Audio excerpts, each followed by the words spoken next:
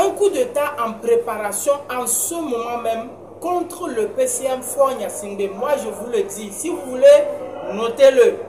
Comme le dirait l'un des plus grands professeurs de tous les temps que moi j'ai connu, certainement que vous le connaissez aussi, Monsieur Franklin Nyamsi Wa Cameroun.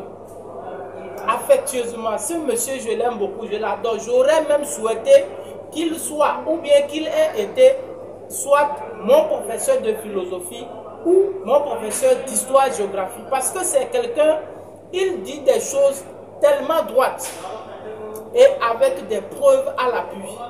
C'est un monsieur que j'aime beaucoup, affectueusement. Et c'est lui qui a prédit cela. Et on va l'écouter.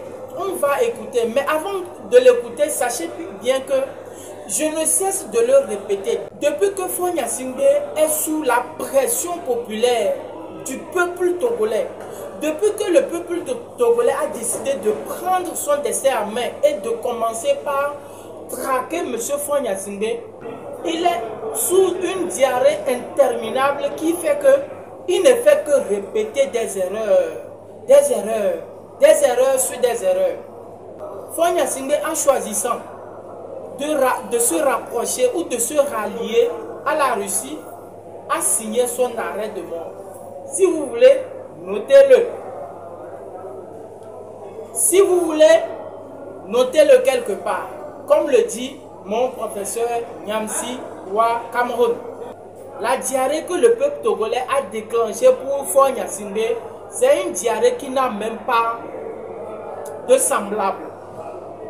C'est une diarrhée qui n'a même pas de semblable. Et sachez-le, les erreurs sont en train de se répéter. Et puis, ce coup d'État va arriver. Peut-être dans les heures qui suivent. Peut-être dans les jours qui vont arriver. Mais sachez-le bien et notez-le quelque part, ce coup d'État va arriver. Qu'il le veuille ou non, ça va arriver. Monsieur Franklin Nyamsi, dans sa dernière vidéo, a d'abord présenté la note officielle stipulant la coopération militaire entre le Togo et la Russie, ou bien entre la Russie et le Togo, avant de poser son analyse et tirer enfin quelques conséquences qui vont en suivre ou en découler de cette coopération-là. Bien sûr, sans oublier les limites de cette coopération dont il a parlé. Et sachez que dorénavant, c'est cuit, c'est chaud, ça va chauffer au Togo. Sachez-le bien. Je vous laisse d'abord écouter M. Franklin Nyamsi et on va revenir pour les commentaires. Avant cela, je vous invite à vous abonner massivement à la chaîne, partager les contenus de la chaîne et aussi posez vos commentaires parce que c'est très important, ça nous permet de nous améliorer et d'avancer ensemble. Alors on suit M. Franklin Nyamsi, ce monsieur que j'aime affectueusement à cause de son travail qu'il fait depuis des décennies pour permettre à l'Afrique de se libérer de cette tombe, de ces pilleurs, de ces impérialistes. Alors on le suit. L'OTAN, avec laquelle il est et demeure encore aujourd'hui en relation de tutelle géostratégique et géopolitique, notamment parce que le système de défense togolais est massivement assuré par l'OTAN à travers les officiers israéliens. Donc, cet accord de défense et de coopération militaire marque une distanciation critique entre le régime togolais et sa tutelle traditionnelle française, sa tutelle traditionnelle occidentale. Globalement, le système de l'OTAN. Ça, c'est la première conséquence. Je vous invite à noter. Togolaises, écrivez. C'est tendu désormais, très tendu, entre le régime de Faure Gnassingbé et le régime français d'Emmanuel Macron. C'est tendu désormais, très tendu, entre le régime de Faure Gnassingbé et l'OTAN. Mais ce n'est pas encore la rupture totale, puisque la présence militaire française et la présence militaire de l'OTAN, c'est-à-dire notamment à travers la coopération technique et militaire avec Israël, n'a pas été remise en cause. Bon. Il y a une deuxième conséquence. Et là, je rentre dans ce que j'appellerais des conséquences sous-régionales. On voit que le Togo s'aligne de plus en plus sur les mêmes options stratégiques que les pays de l'AES. Et donc le Togo entre dans une logique de rupture avec les pays de la CEDEAO soumis à la France-Afrique et soumis à l'impérialisme américain. Est-ce que c'est clair? Deuxième conséquence, le Togo pose un pas de plus en dehors de la CEDEAO. Il faut s'attendre à une crise CEDEAO-Togo dans les très courts délais. Parce que s'il y a un homme qui fulmine actuellement de rage, en apprenant cet accord, je l'ai entendu ici dans mon téléphone rouge, cet homme s'appelle Alassane Dramane Ouattara. Mais il est malade, ce Faure-Gnassingbé. Chou, tu es en train de t'énerver. il a osé signer un accord de coopération de défense militaire avec la Russie et puis il dit qu'il est avec à la CEDEAO avec nous. Mais il va voir ce Faure-Gnassingbé, il va me sentir. Ah non, non, non, non, non. Il va me... Je vais jamais lui pardonner ça. Mais... Vous connaissez l'homme? C'est le satrape reptilien venu de Sendou ayant troublé la paix des Ivoiriens. Dans l'espoir de venir troubler par la suite toute l'Afrique avant d'être incessamment dégagé. Alassane Dramane Ouattara. Cet accord marque la montée en puissance des tensions entre le Togo, le Faure-Gnassingbé et la Côte d'Ivoire où se trouve le sous-fifre gouverneur de la France-Afrique, Alassane Dramane. Ceci annonce donc des turbulences supplémentaires au sein de la CEDEAO. Et probablement, si cette turbulence venait à continuer, la sortie imminente du Togo de la CEDEAO. Écrivez ça.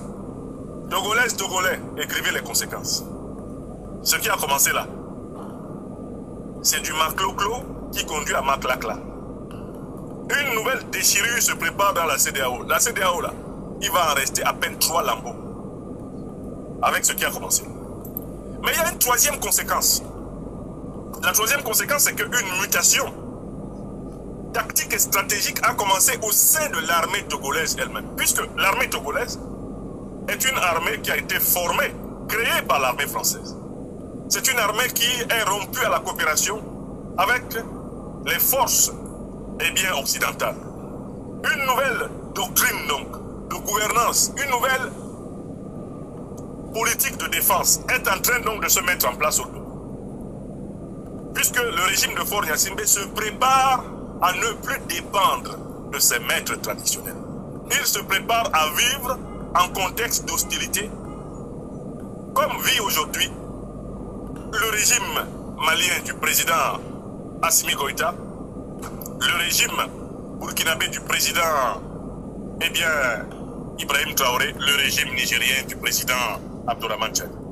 C'est-à-dire qu'une mutation de la doctrine militaire, de la doctrine sécuritaire est en cours. Et ça ne va pas être facile, puisque à l'intérieur de l'armée togolaise, il n'est pas certain qu'il y ait un accord total sur l'alignement sur l'AES et sur le réaxage vers l'Orient, c'est-à-dire vers la Russie, la Chine et consorts, à travers cet accord de défense. Donc je dis troisième conséquence, il faut s'attendre à des velléités de coup d'État à l'intérieur de l'armée togolaise, au profit d'un officier favorable au néocolonialisme français et à l'impérialisme occidental. Écrivez ça. Tilana. Togolais, Togolais. Écrivez. Ça fait partie des conséquences. Les conséquences, là, vous pouvez noter, RIFEFI garantie au sein de l'armée togolaise. Tentative de coup d'État, inspiration néocolonialiste et France-africaine, ça c'est prévu. Faure-Gnassingbé doit s'attendre à essuyer des tentatives de coup d'État sévères de la part de ses maîtres occidentaux et notamment des néocolons français. Ça va pas le louper. Ils vont tenter de manière plus ardue de lui faire payer son ingratitude envers ceux qui ont instauré le pouvoir de Gnassingbé et Adema Etienne, ceux qui ont instauré le pouvoir de Faure-Gnassingbé. Ça fait la troisième conséquence. Maintenant, je souligne la quatrième conséquence. La quatrième conséquence, c'est que cet accord de coopération et de défense militaire avec la Russie va obliger les forces politiques togolaises actuellement en lutte pour la souveraineté populaire, pour la souveraineté démocratique, pour la souveraineté dans le choix de leur dirigeants. Car en fait, le Togo n'a jamais été dirigé par quelqu'un qui a été élu par les Togolais depuis l'assassinat du président Olempi.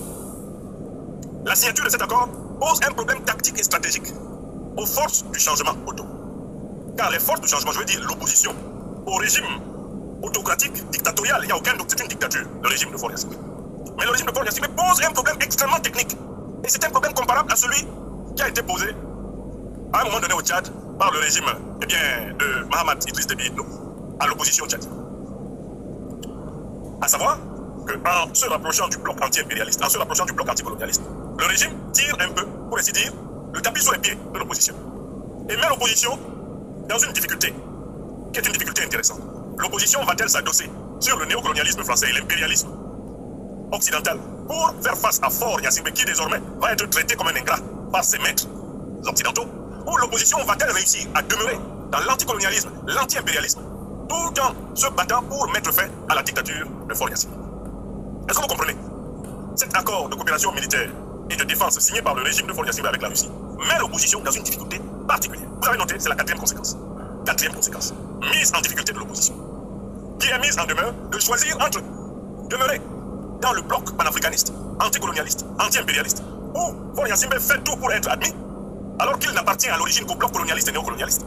L'opposition doit donc choisir soit de demeurer dans ce bloc anticolonialiste, anti-impérialiste, soit alors de basculer du côté de la France-Afrique, contre celui que la France-Afrique ne va pas tarder à classer parmi les ingrats envers ceux-là même qui lui ont permis de prendre.